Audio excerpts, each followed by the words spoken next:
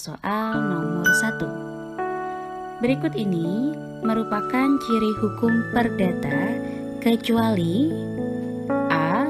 Mengatur masalah keluarga, B. Tersangka sebagai penggugat, C. Mengatur pelanggaran dan kejahatan, D. Proses peradilan dari laporan pihak korban, E. Korban sebagai penggugat. Pembahasannya, untuk ciri-ciri kasus yang termasuk hukum perdata diantaranya adalah mengatur masalah keluarga, tersangka sebagai penggugat, korban sebagai penggugat, dan proses peradilan dari laporan pihak korban. Jadi untuk jawaban yang tepat adalah C. Soal nomor 2. Peranan PBB dalam menyelesaikan pertikaian antara Indonesia dan Belanda dengan membentuk A. Komisi Tiga Negara atau KTN, B. Konferensi Meja Bundar, C. Konferensi Asia Afrika, D. Perundingan Renville, E. Perundingan Linggajati. Untuk pembahasannya, Dewan Keamanan PBB berperan dalam menyelesaikan pertikaian antara Indonesia dan Belanda dengan membentuk Komisi Tiga Negara atau KTN. Jadi untuk jawabannya adalah A.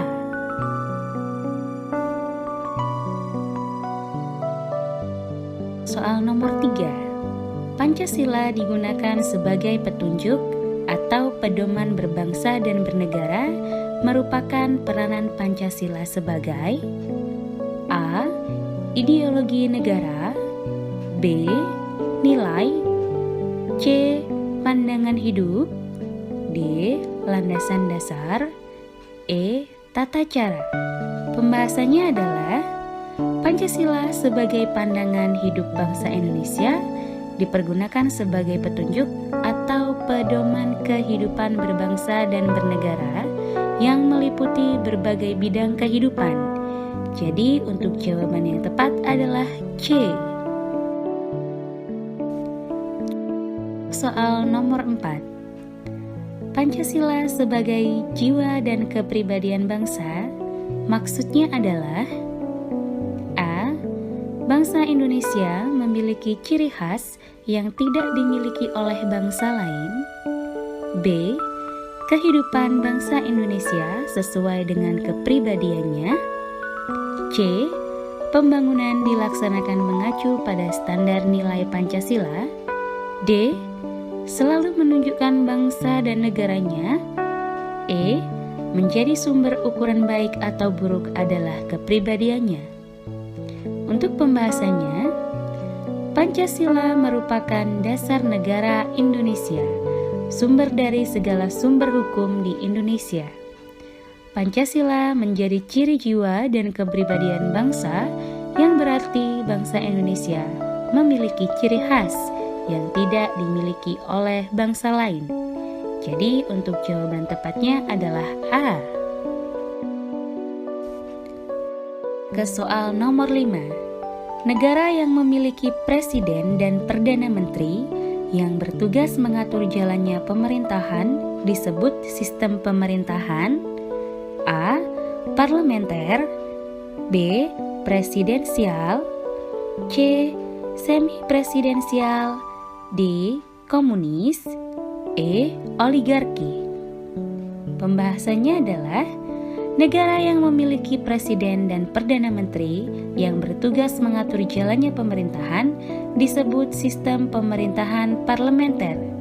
Parlemen berperan aktif dalam pemerintahan, seperti mengangkat dan memberhentikan perdana menteri. Jadi untuk jawaban yang tepat adalah A. Soal nomor 6. Bentuk negara yang pemerintahannya berada di bawah pengawasan Dewan Perwakilan PBB disebut A. Koloni, B. Mandat, C. Konfederasi, D. Dominion, E. Truste.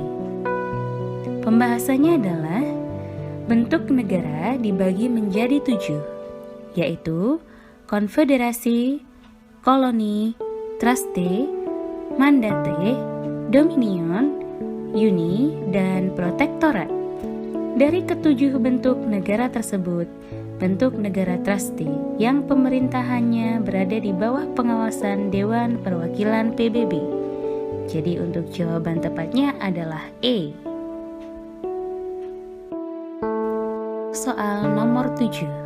Setiap warga negara berhak dan wajib ikut serta dalam usaha pertahanan dan keamanan negara. Dalam UUD 1945, hal tersebut tercantum pada pasal A. 30 ayat 1, B. 30 ayat 2, C. 30 ayat 3, D. 30 ayat 4, E. 30 ayat 5. Pembahasannya, pasal 30 ayat 1 mencantumkan hak dan kewajiban setiap warga negara untuk usaha pertahanan dan keamanan negara. Jadi jawaban yang tepat adalah A. Soal nomor 8. Fungsi DPR diatur dalam UUD 1945 pasal A. 11 ayat 2, B. 14 ayat 1, C. 20A ayat 1, D. 20A ayat 2, E. 22E ayat 1. Pembahasan. Fungsi DPR diatur dalam UUD 1945 pasal 20A ayat 1. Pada pasal itu, DPR memiliki fungsi legislasi, anggaran, dan pengawasan. Jadi jawaban yang tepat adalah C. Soal nomor 9. Menurut Profesor Notonegoro, nilai-nilai Pancasila terbagi menjadi A. Nilai material, vital, dan kerohanian, B. Nilai ekonomi, rekreasi, perserikatan, dan kejasmanian, C. Nilai material, kebenaran, dan ekonomi, D. Nilai keindahan, moral, dan watak, E. Nilai moral, ekonomi, dan material. Pembahasan. Menurut Profesor Notonegoro, nilai-nilai Pancasila terbagi menjadi 3, yaitu nilai material, vital, dan kerohanian. Jadi untuk jawaban tepatnya adalah A. Soal 10. Ideologi berasal dari bahasa Yunani, yaitu idea dan logos. Kata idea berarti A. Ilmu, B.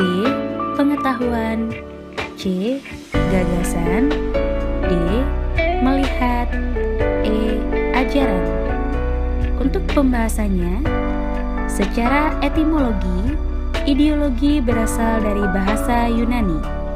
Idea yang berarti ide atau gagasan, dan logos yang berarti ilmu. Jadi untuk jawaban yang tepat adalah pilihan C.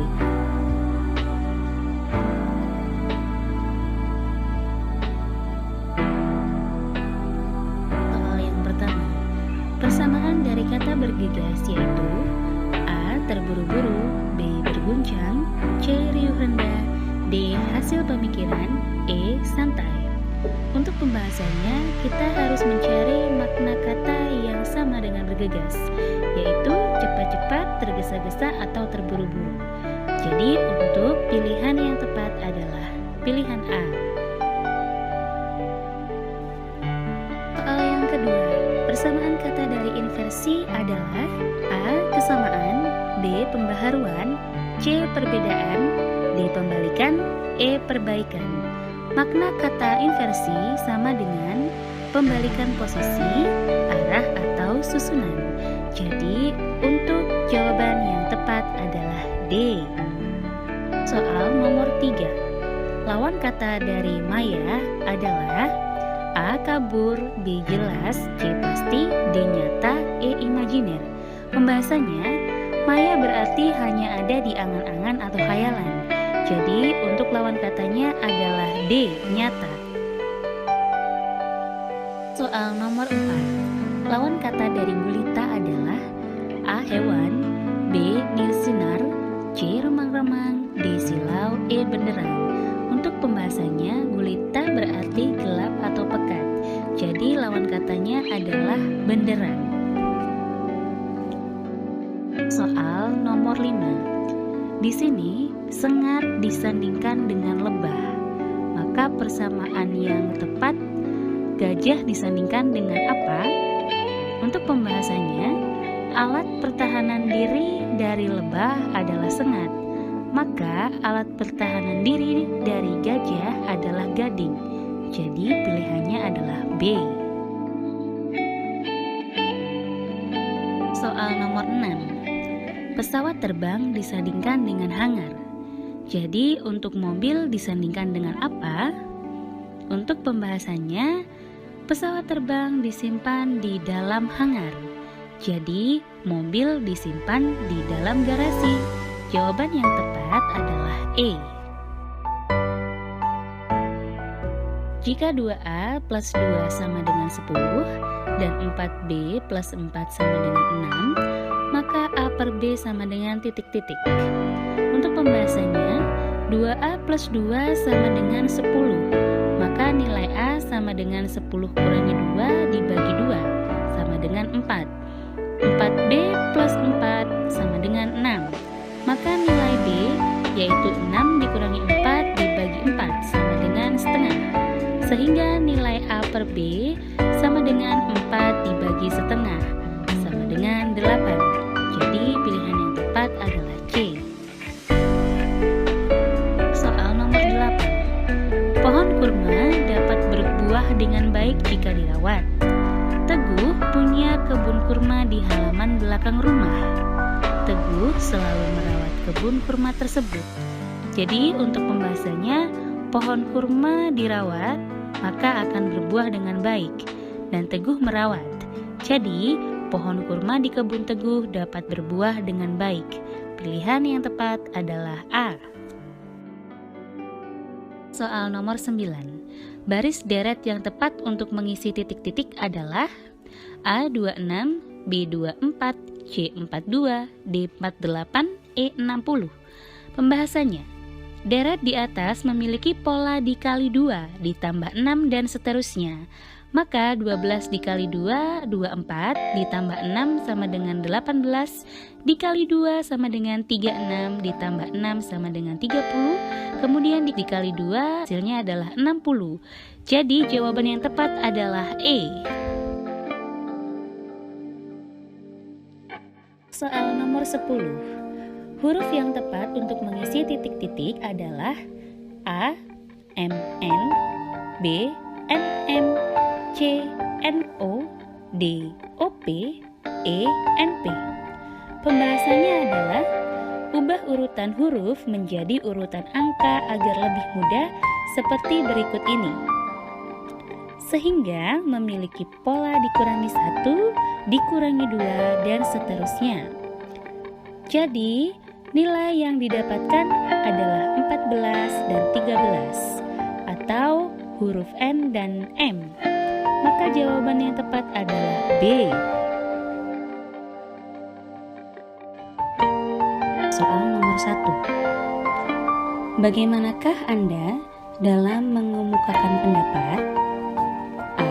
Saya senang mengemukakan pendapat walaupun jika nanti berbeda dengan yang lain. B. Saya berusaha keras mengemukakan pendapat satu kali tapi penting. C. Saya selalu mengutarakan semua yang saya pikirkan. D. Saya hanya mengutarakan pendapat dalam hati. E. Saya tidak pernah berminat untuk mengutarakan pendapat dan berdebat. Untuk pembahasannya, soal ini bertujuan untuk mengetahui bagaimana keberanian Anda untuk menyampaikan pendapat meskipun berbeda pendapat dengan yang lain. Jadi, untuk jawaban paling bijak adalah A.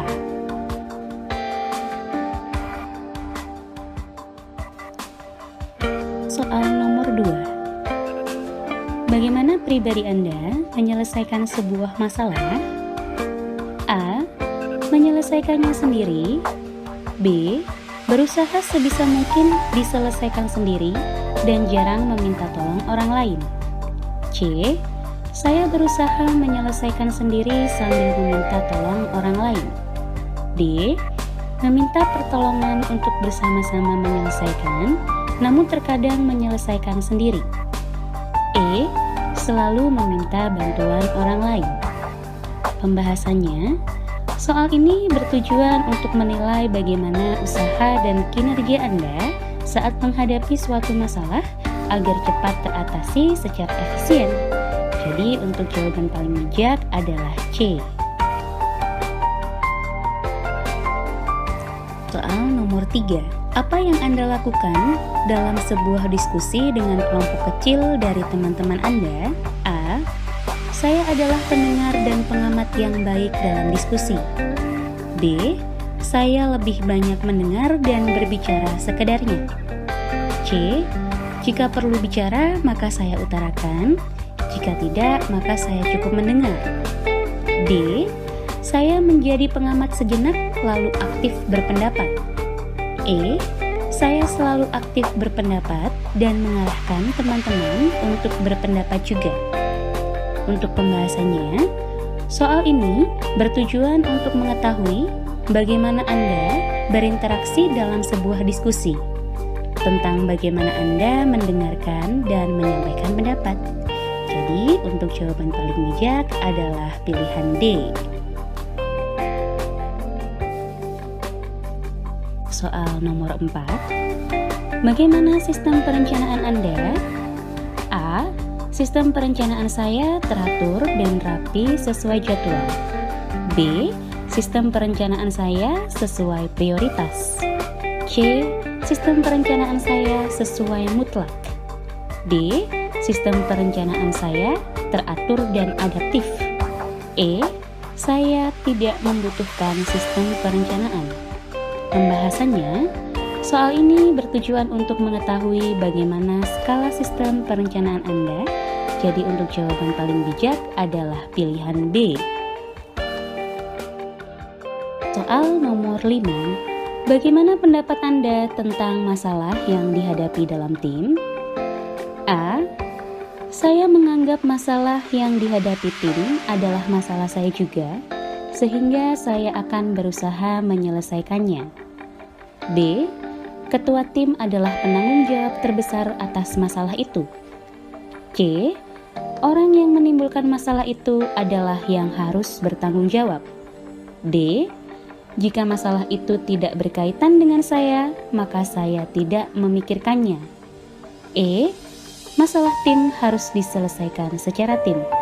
Untuk pembahasannya, soal ini bertujuan untuk mengetahui bagaimana Anda menyikapi masalah yang terjadi dalam sebuah tim. Jadi jawabannya adalah E. Soal nomor 6. Bagaimana Anda membagi tugas kepada rekan dan bawahan Anda? A. Saya membaginya sesuai kepribadian dan sifat. B. Saya membaginya sesuai minat dan keinginan. C. Saya membaginya sesuai keahlian dan keterampilan. D. Saya membaginya dengan pertimbangan minat dan kemampuan. E. Saya membaginya sesuai posisi masing-masing. Pembahasannya, soal ini bertujuan untuk mengetahui kepemimpinan Anda dalam bekerja dan bagaimana Anda menganalisis pekerjaan bawahan Anda. Jadi untuk jawaban paling bijak adalah D. Berikutnya, soal nomor 7. Apakah Anda bersikeras agar orang lain melakukan pembagian secara adil? A. Jelas, karena keadilan adalah utama dan mutlak. B. Tergantung apakah hal tersebut dapat ditoleransi atau tidak. C. Melihat kondisi. Jika kedua pihak puas walaupun bukan pada posisi yang adil, maka tidak masalah. D. Walaupun tidak adil, tapi jika proporsinya cukup dan dapat berjalan baik, tidak masalah. E. Saya tidak pernah memaksa harus dibagi secara adil. Untuk pembahasannya, soal ini bertujuan untuk mengetahui usaha Anda tentang bagaimana suatu hal berjalan secara adil. Jadi jawabannya adalah A. Soal nomor 8, apakah Anda merasa terganggu dengan kritikan tentang Anda? A. Sangat terganggu, saya tidak suka dikritik. B. Cukup terganggu tetapi saya diam saja. C. Lihat dulu kondisinya, apakah itu membangun atau tidak. D. Tidak, hal itu menjadi dorongan untuk saya lebih baik. E. Tidak, hal itu menjadi dorongan untuk saya lebih baik. Soal ini bertujuan mengetahui sikap Anda saat menuai kritik dan orang lain. Dan seharusnya sebuah kritikan bisa dijadikan motivasi. Jadi untuk jawabannya adalah D.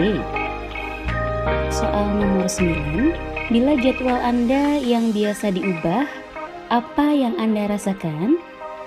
A. Biasa saja dan melakukannya. B. Tertantang, bersemangat, dan segera menyesuaikan. C. Marah-marah dan mengeluh. D. Panik dan gelisah. E. Melakukan sesuai jadwal lama. Pembahasannya, soal ini bertujuan untuk mengetahui bagaimana Anda menyikapi perubahan jadwal yang mungkin sudah Anda jalani begitu lama dan terkadang berubah secara mendadak. Jadi untuk jawaban terbijak adalah pilihan B. Soal yang ke-10, dalam suatu pertemuan atau rapat, teman Anda melakukan kecurangan absensi. Yang Anda lakukan adalah A. Membiarkannya saja. B. Melaporkannya pada pimpinan. C. Memberitahukan pada teman terdekat. D. Diam saja, pura-pura tidak lihat. E. Ikut-ikutan melakukannya kemudian bolos dari rapat.